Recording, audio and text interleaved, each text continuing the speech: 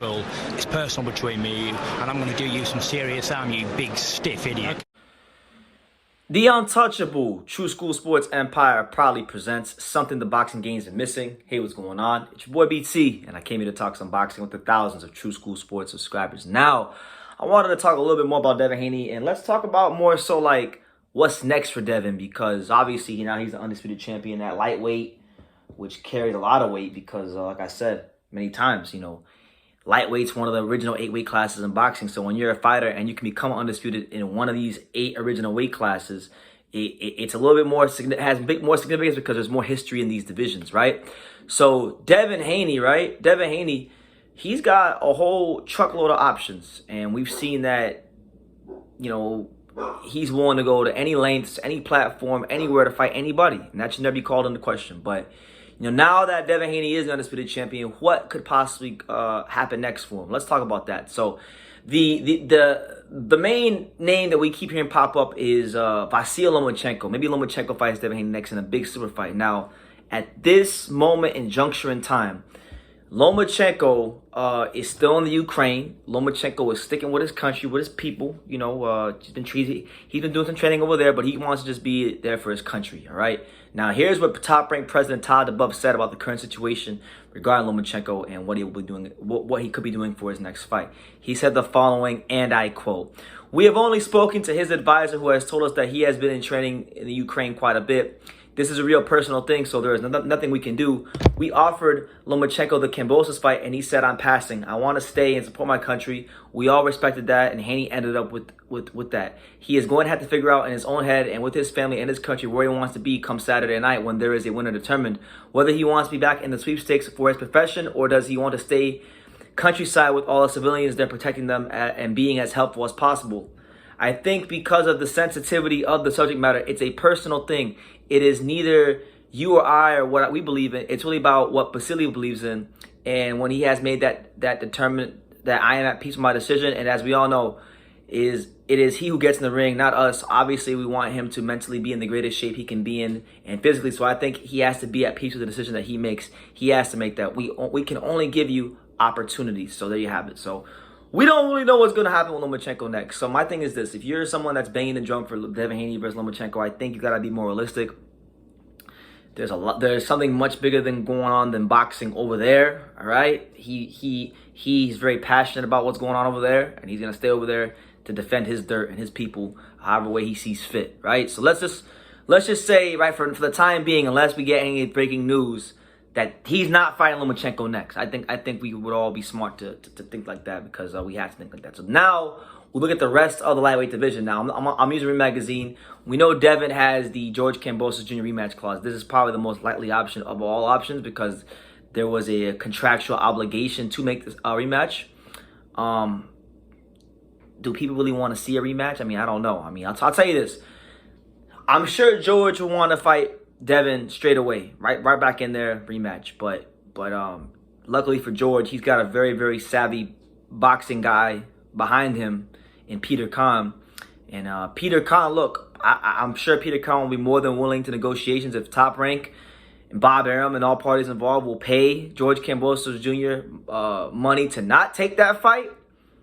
Then I could see him not taking the fight, and Devin can go and move and do what he can do with his career. Maybe Top Rank could offer George another big fight with another opponent in their stable for more money. I mean, maybe they offer him a crazy amount of money for a lesser opponent, and he takes it. You just don't know in boxing. Things can change, and when you got someone like Peter Khan, who's a mover and shaker in this boxing game behind George Kambosos Jr., his manager, you never rule out what could happen when you put Bob Arum and Peter Khan in the negotiating room. You know what I'm saying? So right now, that looks like the most likely possibility. But let's even look beyond George, because really, truthfully, I don't want to see no damn George Kambosos Jr. rematch. He pissed the bed when people had expectations of him. I think he should have to earn his way back to a Devin Haney rematch. Now, you got Gervonta Davis, who recently called out Devin Haney when he stated that he would fight him because he was coming out of contract with Mayweather Promotions. Now, I made a video about this, and I said that it was a fake call out because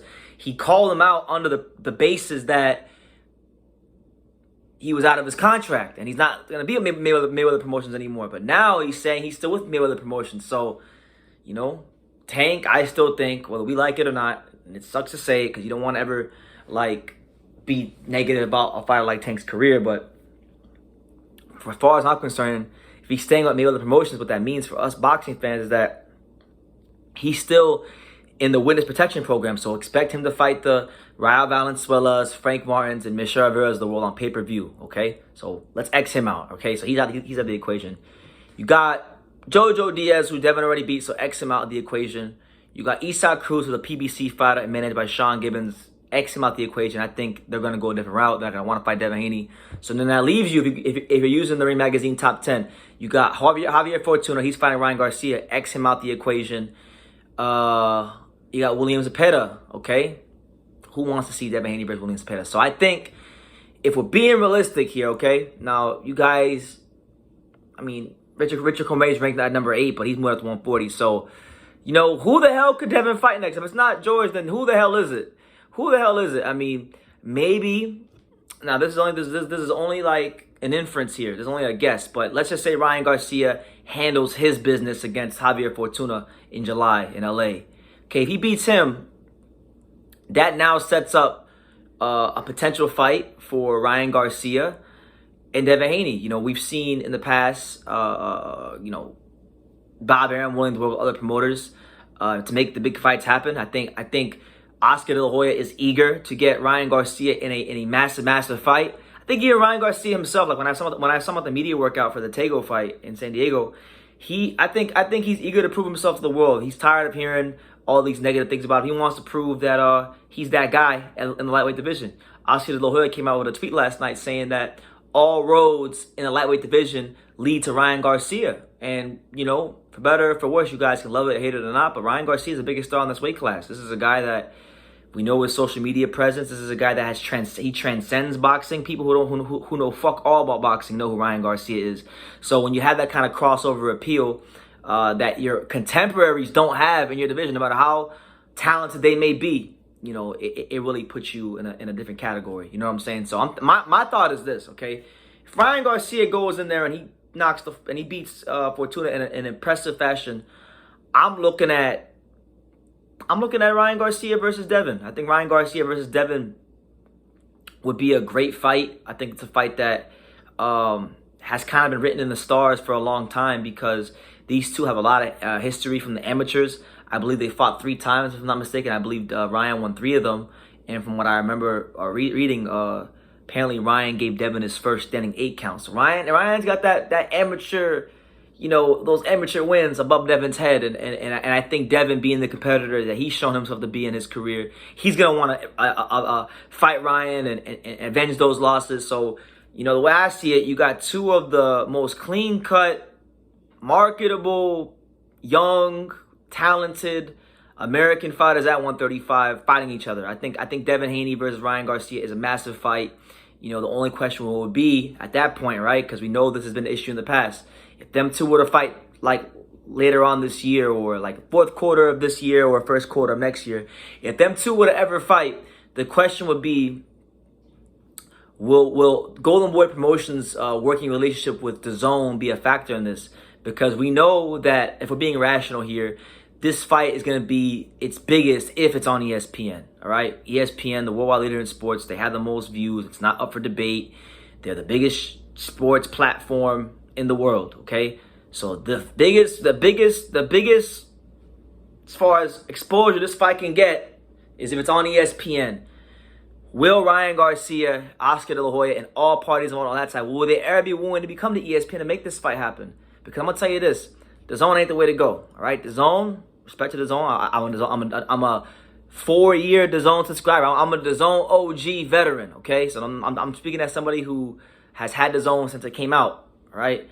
But if we want these fighters to be the stars that they're supposed to be, I think it'd be the most advantageous for Devin and Ryan to fight on ESPN. It would just be the best for both of them. Boxing needs these guys to be household names. We can't risk putting this fight, a fight of this quality, on an app, okay, that not everybody has. That's not a boxing fan, okay?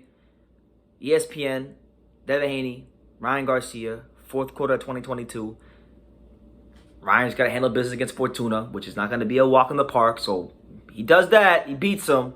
I don't want to hear nothing about nobody else. I don't want to hear about anything else, really. I mean, maybe Bob Arum gets the winner of Pedraza Comey to drain themselves back down to 135 and fight Devin on ESPN for some good money. Maybe that becomes a voluntary defense or something like that, and then maybe he can fight Ryan Garcia. But Ryan Garcia versus Devin Haney at 135, in my opinion, is out of all the potential big matchups at 135, to me that is the most realistic big fight you can make.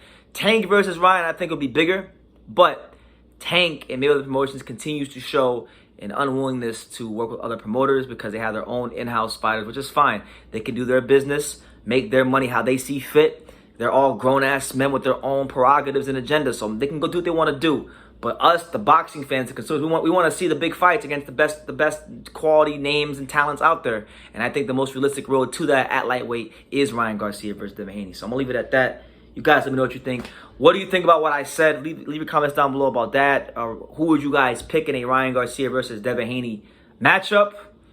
And like I say in every single one of these videos, make sure you subscribe. We're on the road to 50,000. But like I say in every single one of these videos, you guys can love me or you can hate me. But I'm just a kid from Dania. So until next time, take care, guys. Thank you for watching another video on True School Sports, the home of boxing. If you made it this far, do me a favor and do yourself a damn favor. Hit that subscribe button and surely you will not be disappointed. You know, True School Sports bringing you the latest and greatest, the untouchable, boxing content, interviews, news videos, breakdowns, live fight reaction extravaganza. We've got a great community of people here, boxing fans all over the world, from America to the UK to Australia and on and on and on. So join the empire today. Hit that subscribe button. Take care and God.